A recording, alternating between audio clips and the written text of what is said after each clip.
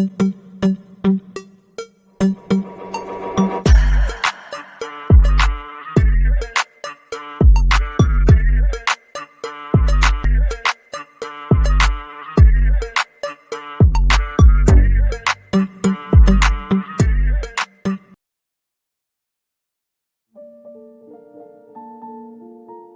Friends, welcome back to Sargalayam YouTube channel.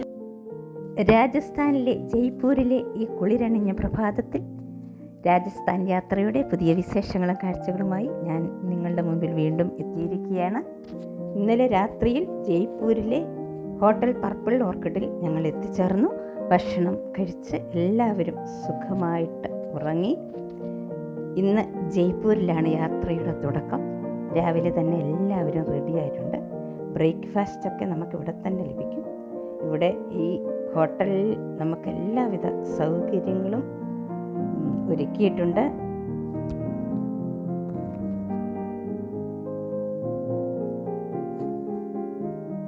നല്ല accommodation, നല്ല food എല്ലാം നമുക്കിവിടെ നിന്ന് ലഭിക്കും.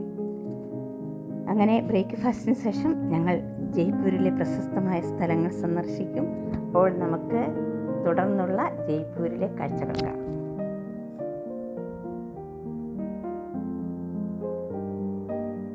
എല്ലാവരും റെഡിയായി വാഹനത്തിൽ കയറി.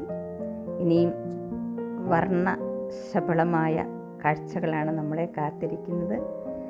പിങ്ക് സിറ്റിയിലൂടെ നമ്മളങ്ങനെ പോവുകയാണ്. മനോഹരമായ പിങ്ക് സിറ്റി, ജയ്പൂരിൻ്റെ മറ്റൊരു പേരാണ് പിങ്ക് സിറ്റി. പിങ്ക് സിറ്റി എന്ന നാമം എങ്ങനെ ഉണ്ടായി എന്നതിന് ഒരു ചരിത്രമുണ്ട്. 1727 മഹാരാജ സവായ് ജയ്സിംഗ് രണ്ടാമൻ്റെ കാലത്താണ് ജയ്പൂർ നഗരം സ്ഥാപിതമായത്.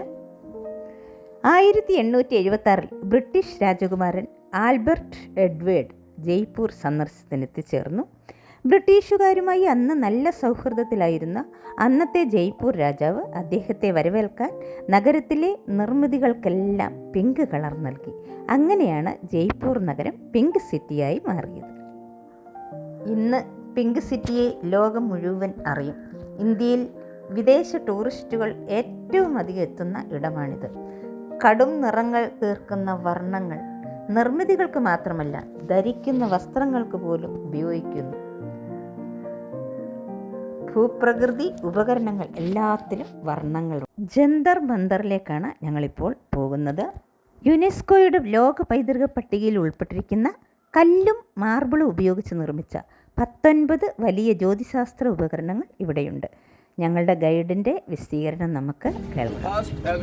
Good morning.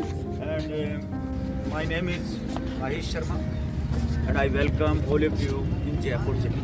Thank you. And just I explain about the Jaipur city shortly. Now the Jaipur city is divided in 3 sections. One is Old Capital. Old Capital means the Amer city, distance from here 10 kilometers. So their last king name was the Maharaja Sawai Jai Singh II. He was the great astrologer, good planner, mathematician and scientist.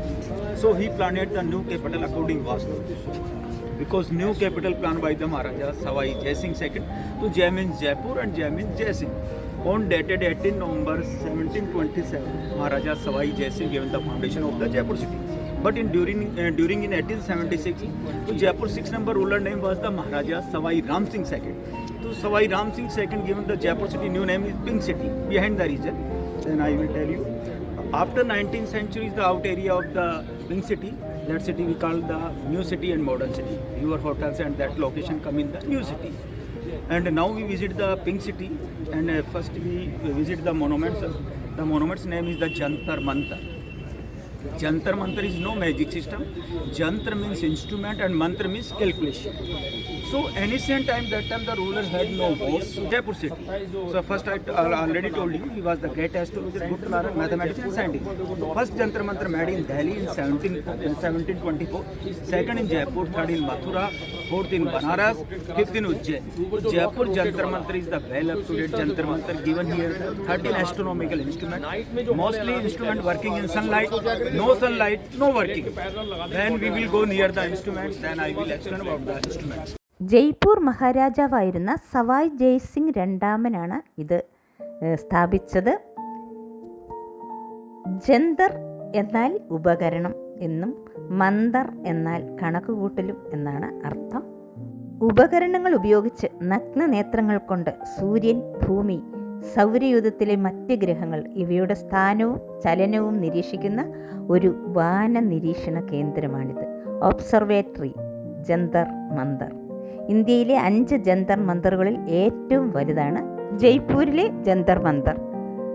ടെലിസ്കോപ്പിനേക്കാളും മികച്ച രീതിയിൽ ഗ്രഹങ്ങളുടെയും നക്ഷത്രങ്ങളുടെയും position അറിയാൻ കഴിയുന്ന രീതിയിലുള്ള ടെക്നോളജിയാണ് 1700കളിൽ മഹാരാജ സവായ് ജയ്സിംഗ് വികസിപ്പിച്ചെടുത്തത്. വളരെ സിമ്പിളാണെന്ന് നമുക്ക് തോന്നുമെങ്കിലും ഈ ഉപകരണങ്ങൾ കൊണ്ട് കൃത്യമായി സമയം കാൽക്കുലേറ്റ് ചെയ്യാൻ കഴിയുമെന്നത് അത്ഭുതം ജനിപ്പിക്കുന്ന വസ്തുത തന്നെയാണ്.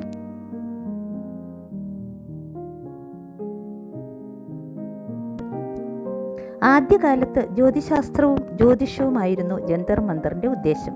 എന്നാൽ ഇപ്പോൾ ഇന്ത്യയുടെ ജ്യോതിശാസ്ത്ര ചരിത്രത്തിൻ്റെ സ്മാരകമെന്ന നിലയിൽ വിനോദസഞ്ചാര കേന്ദ്രമായി തീർന്നിരിക്കുന്നു.